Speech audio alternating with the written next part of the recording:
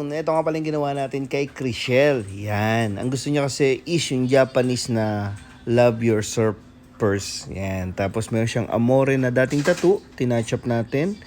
And nilagyan natin siya ng Dragon and Moon. So, inedit natin yan using a digital edit bago natin siya sinimulan.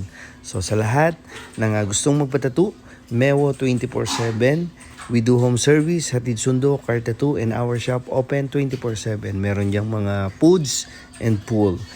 And sa lahat ng gusto magpatattoo sa Baguio, 25 onwards, pwede po tayo dyan. And La Union, Aringay, malapit, March 5, 6, and 7. Yes po. Kita mo, napakaganda si Chriselle. Ginawa natin siya ng tattoo. Ano yung Japanese na love Yourself first. love yourself first. Totoo naman yun. Mahalin mo muna yung sarili mo.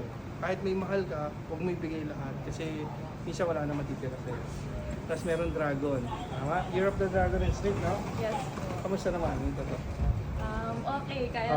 Kaya hindi mo ganun kasakit. Satisfied. Satisfied. Yun, salamat. Hindi ganun kasakit. And inedit natin siya bago natin siya gawin. Ang kagandahan kasi digital edit para ma-explain mo yung resulta bago mo.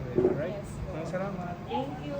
Alright. And yun si Jumong nagtatattoo rin siya. Sa lahat ng gusto magpatattoo, 24/7 tayo. Pwede ka rin kayo mag-pull, pare, And sold out na yung natin. Ihaw, barbecue. Yung Mama Susan. Masarap naman, di ba?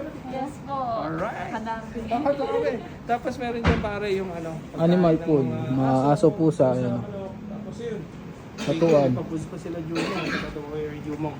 And Baguio 25 onwards. And La Union March 7 onwards. Sa lahat ng gusto magpatato. Tugigaraw, merong hinihintay lang yung diet. Hingal ako. Taiwan, may kausap ako sa Taiwan. Down na lang iniisip. Inihintay. Right? Thank you Lord. Ay, thank you. Who's next? Alright.